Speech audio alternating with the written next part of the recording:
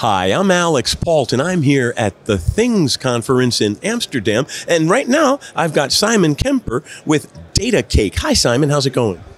Hi, nice to meet you. Should I take it? No, okay, that's perfect. Yes, everything is working fine. We have a great time here, so thanks for being here and thanks for the interview. Well, the pleasure is mine. First off, Datacake, it's a cute and interesting name. What does it mean? That was the exact same question that you asked 2 years ago. I remember it, and I can explain it once more, of course. No, Datacake does mean, like if you have lots of IoT devices and you store them on a software, this is like a huge cake of data. And everybody wants to get a piece of the data because we get customers and everybody that's accessing the data. So everybody has its piece of the data cake. Well, you know I'm going to ask you the question every year because there are new people watching all the time, you see? So I know.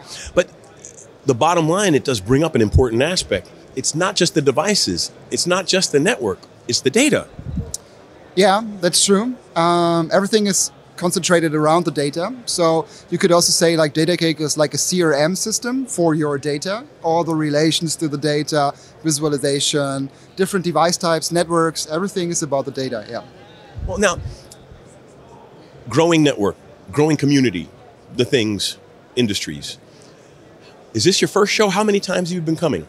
No, actually it's the second real, so physical show. We had a couple of online shows, and the first show, I remember it was back in 2020 where we met as well, and we were actually completely new to the LoRaWAN space. Datacake was existent, but LoRaWAN was unknown for Datacake, so that means there was no LoRaWAN integration on Datacake, and I remember we saw this amazing show. We went here, we talked with a lot of customers, saw the amazing amount of devices, and we said like, okay, we need to integrate LoRaWAN into Datacake, and that was actually more or less the birth of how Datacake right now is. So yeah. So now, let's spell it out a little bit more for the audience. So I'm developing a service, developing a business. I've got an IoT element in it, and I come to you to help me optimize, make sure that I'm going to make some money from this thing. Yes.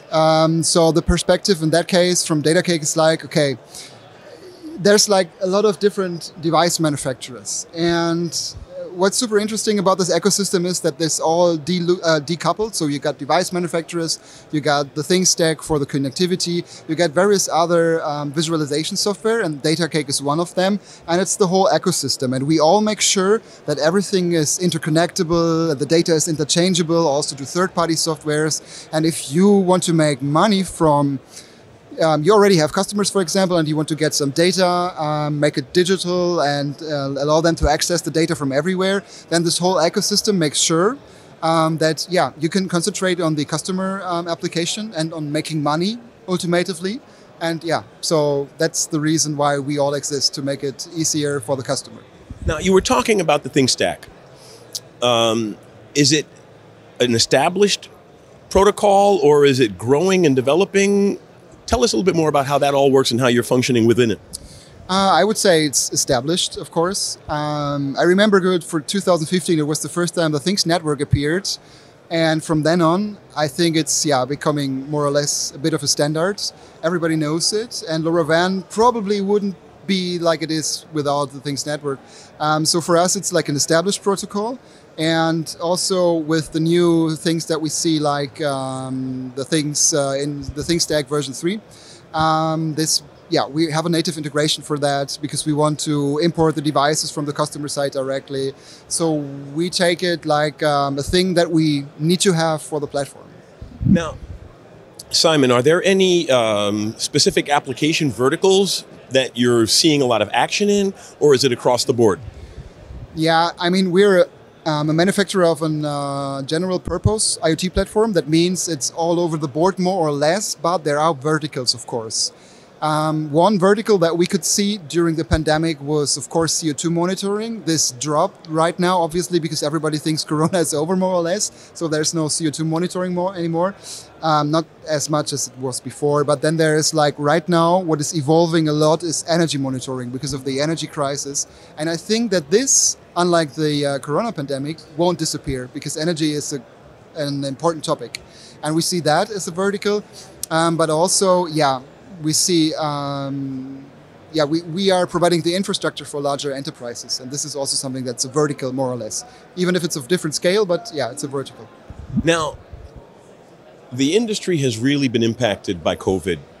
The things that were going on before COVID aren't the same things that are going on now. Some people want to bring some of them back, like just-in-time manufacturing, for example. You know, what are some of the things that you've seen pre and post?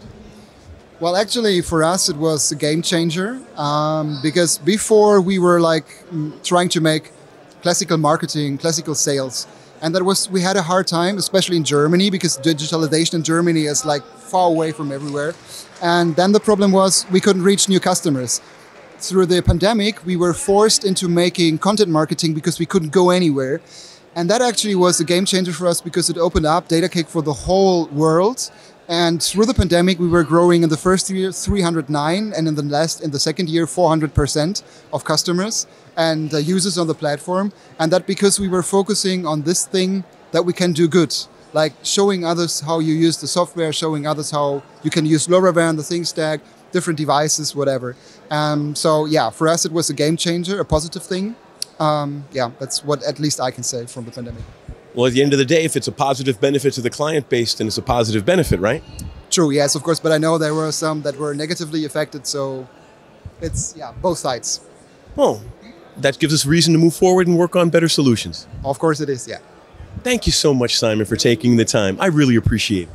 Thank you as well. And yeah, see you later. Yes, of course. And I want to see you all later when we talk to Augustin Peles from Ubidots about predicting machine failure.